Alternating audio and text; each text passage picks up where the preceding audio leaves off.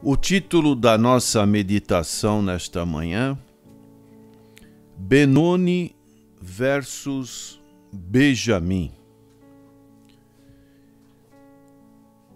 Leiamos sobre estes dois personagens em Gênesis capítulo 35, versículo 16. Diz o texto: partiram de Betel e, havendo ainda um pequeno espaço de terra para chegar a Efrata, teve um filho Raquel e teve trabalho em seu parto. E aconteceu que, tendo ela trabalho em seu parto, lhe disse a parteira: não temas, porque também este filho terás. E acontecendo que, saindo-se-lhe a alma, porque morreu, chamou seu nome Benoni, mas seu pai o chamou Benjamim. Hoje estava comentando aqui com os jovens, é muito comum essas lutas, chamada, se não me falha a memória, UFC. Algo terrível em que dois lutadores e também duas lutadoras disputam quem prevalece sobre um e sobre outro. É um espetáculo muito triste, uma violência humana que podemos, às vezes, passar o noticiário na televisão, e se está na televisão é porque muitas pessoas gostam desse evento, dessa brutalidade. Isso é uma analogia, é uma figura que podemos fazer da nossa luta carnal com a luta espiritual. Existem lutadores dentro de nós. Paulo refere-se a isso com bastante sublimidade, com bastante inteireza, profundidade, em Romanos capítulo 7. O mal que eu não quero fazer, eu faço. O bem que eu quero fazer, não consigo. Mostrando essa titânica luta que existe no nosso ser. E aqui também nessa luta podemos ver dentro de nós as coisas que nos acontecem, coisas que nos são agradáveis e situações que são desagradáveis. E como podemos reagir diante dessas circunstâncias que são comuns para todos nós. E encontramos neste texto essa ocorrência tão difícil, especialmente para Jacó. Posso imaginar a dificuldade que as mulheres tinham para dar à luz a uma criança. Se em nossos dias existe todo um acompanhamento, ultrassom, todo um pré-natal que é devido, que é bom fazer, mas uma grande parte dos partos são feitos através de cirurgia, porque muitas das vezes não tem a dilatação para que a criança saia. Posso imaginar como seria difícil numa época sem nenhum recurso, sem o mínimo cuidado com asepsia, antisepsia. Posso imaginar que para muitas mulheres era algo extremamente difícil, e se a mulher também naquela época não concebesse filhos, ela seria uma mulher desprezada.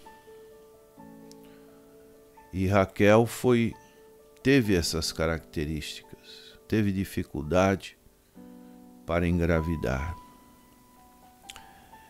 E quando ela tem o seu segundo filho, naquele último momento da sua vida, como diz o texto do versículo 18, sua alma estava saindo, estava chegando à morte. Ela chamou o nome para aquele filho de Benoni, que significa filho da minha dor. E o pai, Jacó, pôde observar tudo isso que estava acontecendo, e o pai o chamou de Benjamim, que significa filho da destra. A destra, no conceito bíblico, é uma posição de destaque, está à direita. E assim, nós podemos ver dentro deste acontecimento bíblico que existe para cada questão, existe um aspecto claro e ao mesmo tempo existe um aspecto sombrio das coisas.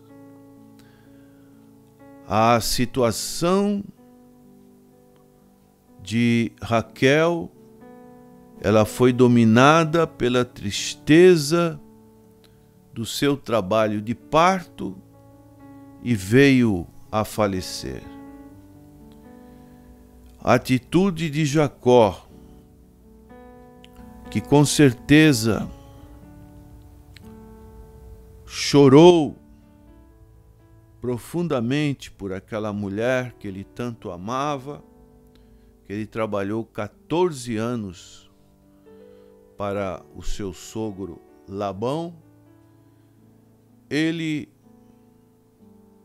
sentiu a perda da sua esposa, mas ao mesmo tempo ele pôde ver a bênção do nascimento do seu filho. Isso é uma lição para nós. Muitas das vezes, a nossa carne, a nossa natureza humana, ela lamenta sobre as provações. E ao mesmo tempo que há esse lamento, nós temos que entender pelo lado espiritual da nossa alma, do nosso espírito, do nosso ser interior, que deve existir uma fé que podemos ver na fidelidade de Deus.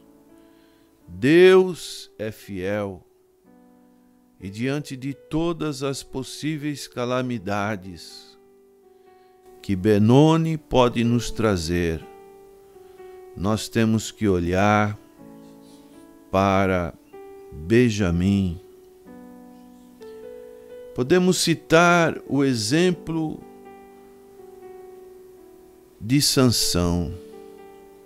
Sansão, aquele grande valente. Isso está no livro de Juízes, capítulo 14. Quando ele teve à sua frente um leão, o leão queria devorá-lo, mas por causa do Espírito do Senhor, que se apossou dele tão possantemente, diz o texto, que ele conseguiu fender de alto a baixo, como quem fende um cabrito, sem ter nada na sua mão. Ele conseguiu como que rasgar o corpo daquele leão. E depois, diz o texto bíblico, depois de alguns dias, ele voltou para aquele leão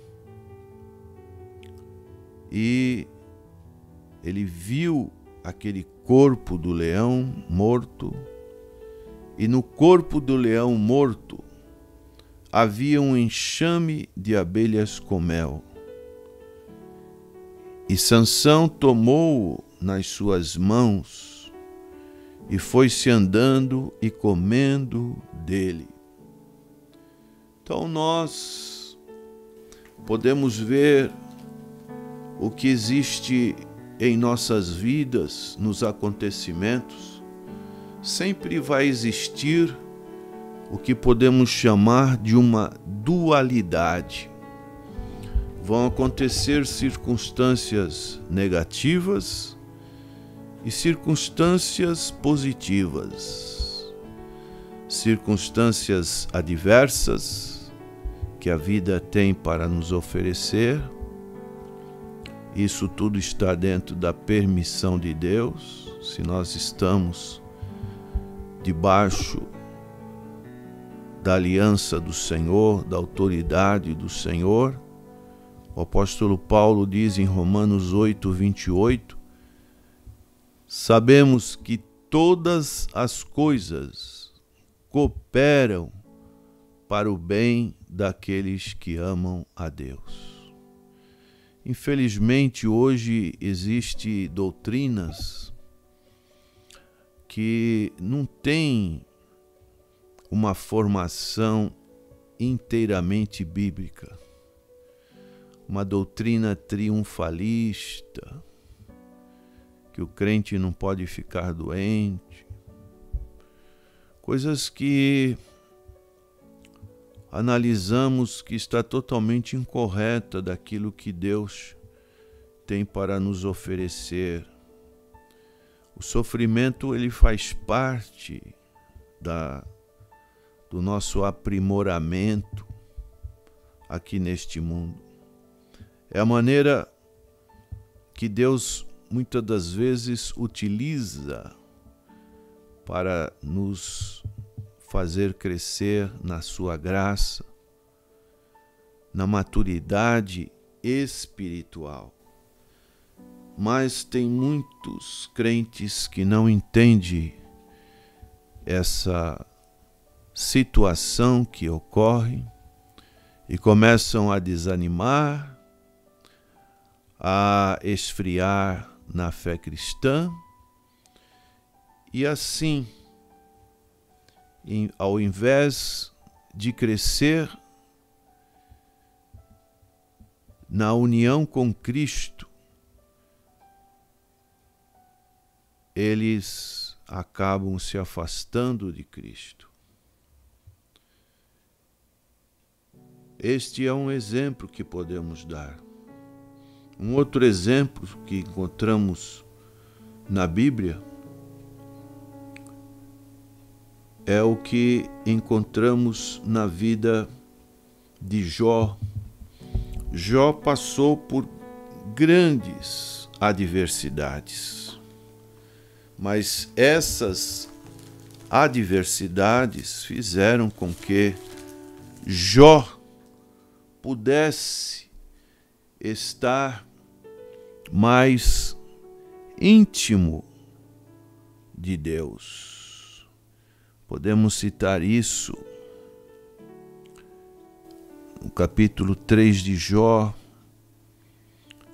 verso 25, ele diz assim: porque o que eu temia me veio, e o que receava me aconteceu. Nunca estive descansado, nem sosseguei, nem repousei, mas veio sobre mim a perturbação. Eu creio que o maior exemplo que a Bíblia deixa de uma pessoa que passou por extremas dificuldades foi Jó. Mas mesmo assim, ele foi persistente, perseverante na sua fé, porque antes eu o conhecia de ouvir falar, mas agora eu o conheço na intimidade. Podemos ver, diante do que nós estamos meditando nesta manhã, que a fé, ela caminha quando coloca toda a preocupação sobre o Senhor. Quando nós sabemos que o Senhor está do nosso lado, nós depositamos a nossa fé na pessoa do Senhor e assim nós devemos vislumbrar bons resultados nas maiores calamidades que podem acontecer. O salmista dizia: o choro pode durar uma noite, mas pela manhã vem a alegria do Senhor. Depois de cada tempestade que nós presenciamos no nosso dia a dia, vai chegar um momento que o sol vai brilhar novamente. Assim, esse é um aspecto da vida cristã. Podemos ver um outro exemplo com relação aos soldados de Gideão, quando ele esteve para lutar contra os midianitas. Uma das primeiras providências que Deus fez para que Gideão fizesse com seus 300 soldados foi o quê? Quebrar o cântaro, quebrar o vaso. Isso significa, espiritualmente falando, simbolicamente falando, simboliza o nosso eu. Quando nós quebramos o nosso eu, a parte espiritual vai aparecer. Juízes capítulo 7, verso 20, diz: assim tocaram os 3 esquadrões as buzinas e partiram os cântaros, e tinham nas suas mãos esquerdas as tochas acesas, e nas suas mãos direitas as buzinas que tocavam, e exclamaram: espada do Senhor e de Gideão. Oh, louvado seja o nome do Senhor. A luz começou a brilhar quando eles quebraram aqueles cântaros. E assim eles prevaleceram contra o exército dos midianitas. Nós podemos ver que da dura concha da dificuldades da ostra, ela extrai a pérola rara da honra. E das profundas cavernas do oceano da aflição, ela ergue corais inestimáveis da experiência. São chamados tesouros escondidos que Deus muitas das vezes utiliza para determinados servos seus, para que eles passem nas mais profundezas das dificuldades da vida, para que aquilo que Deus tem de maior tesouro possa estar brilhando. E o Senhor Jesus falou-nos sobre isso também, quando ele pôde dizer lá em Mateus, no Sermão do Monte, Mateus 5, ele disse: vós sois a luz do mundo. Não se pode esconder uma cidade edificada sobre o monte. A cidade, ela vai ser vista. Não tem como esconder uma cidade que fica numa região alta. Ele também disse: nem se acende a candeia e se coloca debaixo do alqueire, no lugar baixo. Para que serve uma luz que está num lugar do solo, mas no velador, e dá luz a todos os que estão na casa? A luz tem que ficar no lugar de destaque.